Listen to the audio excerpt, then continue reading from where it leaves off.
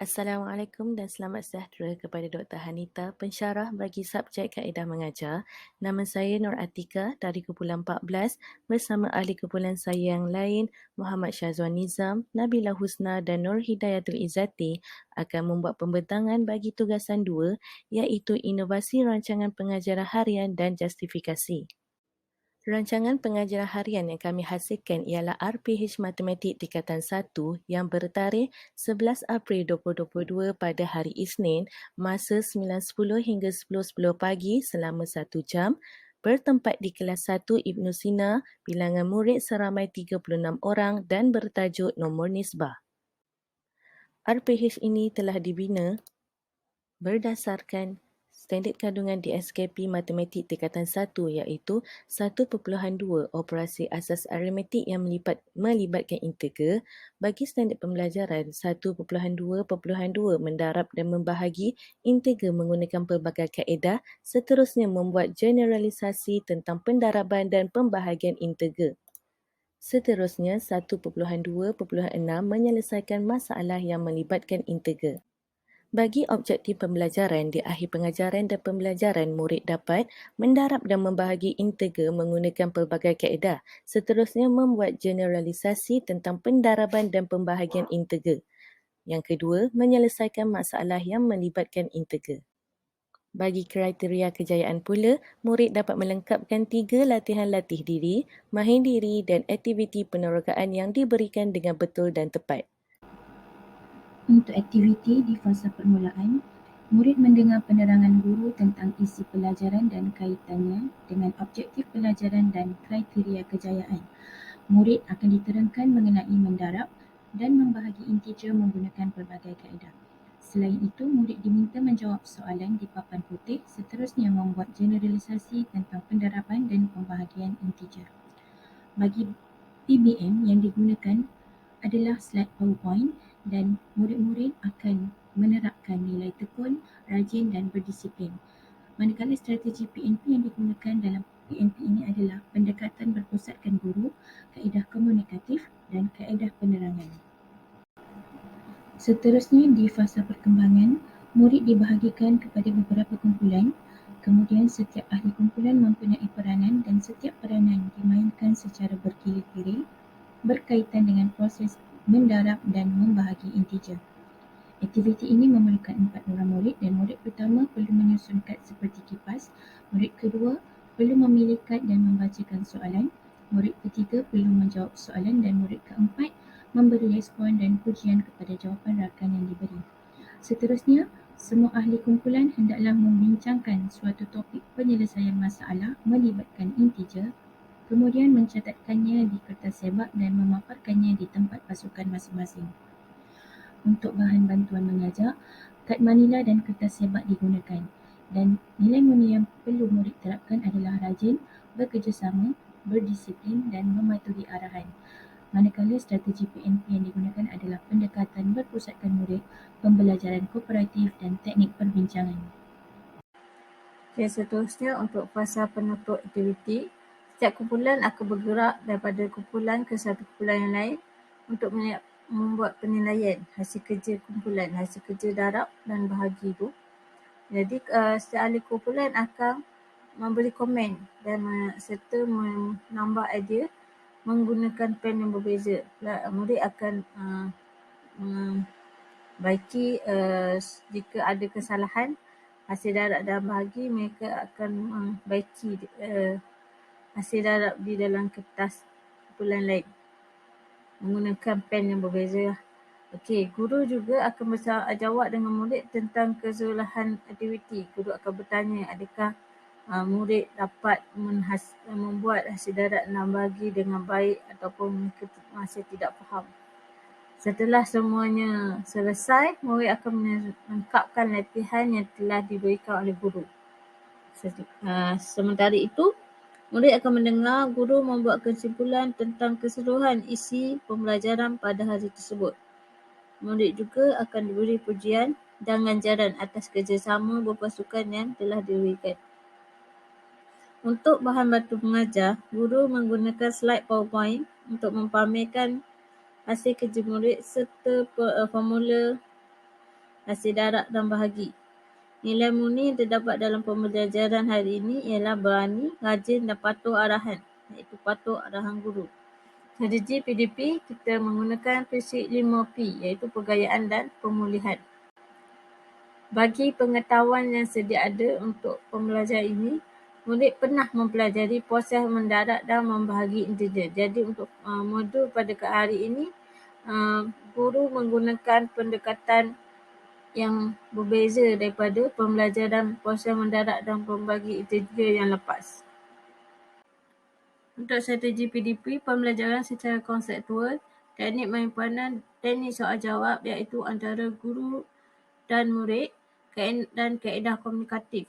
Untuk PDP abad ke-21, kerja sepasukan dijalankan, iaitu murid dan murid yang lain akan bekerjasama antara satu sama lain untuk menghasilkan hasil darab dan bahagi integer.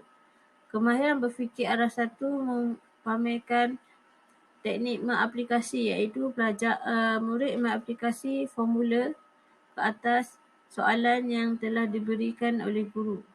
Elemen mentas kurikulum, melihat nilai murni dan sains dan teknologi. Sains dan teknologi iaitu guru menggunakan slide PowerPoint sebagai bahan bantu mengajar di dalam kelas. Pentaksiran merupakan pentaksiran kendiri. Assalamualaikum warahmatullahi wabarakatuh. Saya Muhammad Syazwan Nizam bin Samsudin bernombor matrik P124446 dari kumpulan 14. Di bahagian saya akan membentangkan dua bahagian, iaitu refleksi dan juga justifikasi. Di dalam bahagian refleksi mengandungi tiga bahagian kecil, iaitu kekuatan, kelemahan dan juga cadangan penambahbaikan. Di bahagian kekuatan, seramai 32 orang daripada 36 orang pelajar dapat menguasai objektif pembelajaran dan diberikan latihan pengayaan dan juga pengukuhan. Hal ini demikian kerana hampir kesemua murid dapat menjawab soalan yang dikemukakan dan mampu menjalankan aktiviti dengan baik. Pembinaan bahan bantu mengajar juga memudahkan para pelajar untuk memahami, dan dengan penggunaan warna yang kontra dan penggunaan kartun animasi akan meningkatkan lagi minat pelajar untuk turut terlibat di dalam PDP ini. Di bahagian kelemahan, seramai 4 orang daripada 36 orang pelajar tidak dapat menguasai objektif pembelajaran ini dan mereka telah diberikan latihan pemulihan. Hal ini adalah kerana guru tidak dapat membezakan aras kecerdasan setiap pelajar yang menyebabkan objektif tidak tercapai kepada sesetengah pelajar di dalam RPH ini. Di bahagian cadangan dan penambahbaikan pula, guru perlu mengenal pasti tahap kecerdasan pelajar bagi memudahkan aktiviti yang dijalankan bersesuaian dengan kecerdasan pelajar.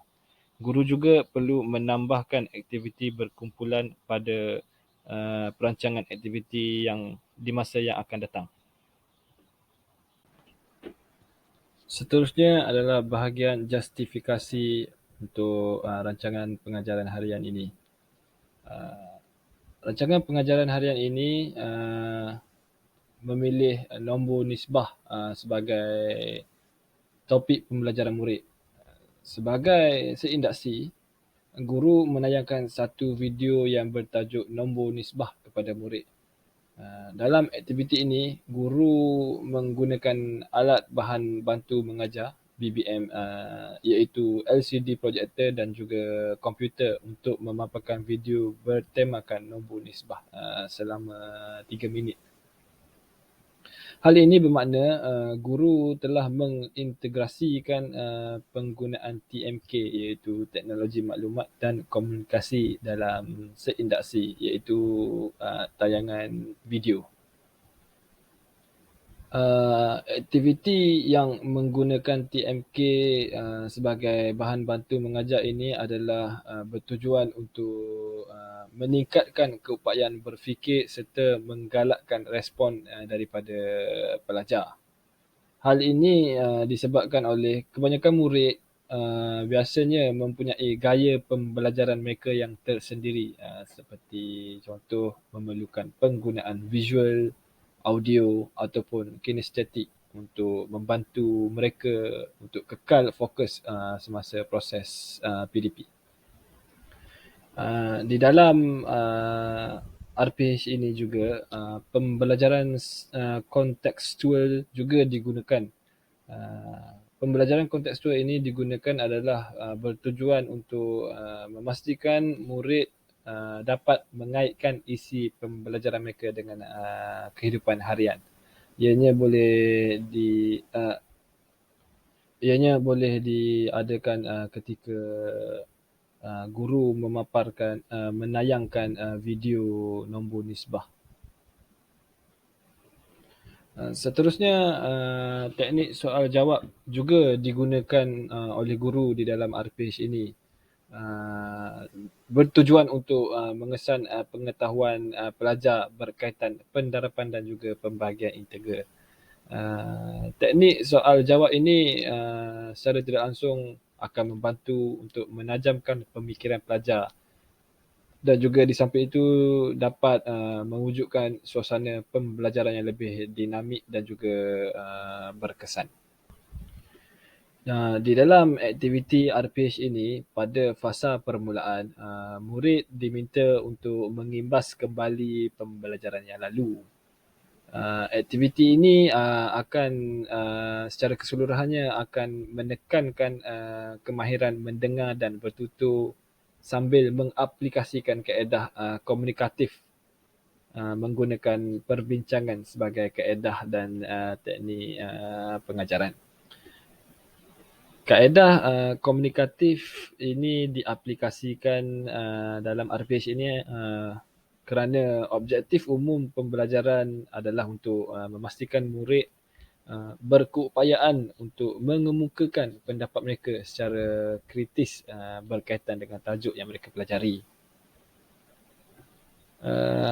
Di dalam fasa permulaan ini juga, aktiviti ini melibatkan strategi yang pembelajaran PDC yang berpusatkan pelajar kerana semua pelajar akan dapat melibatkan diri mereka secara aktif dalam sesi PDP.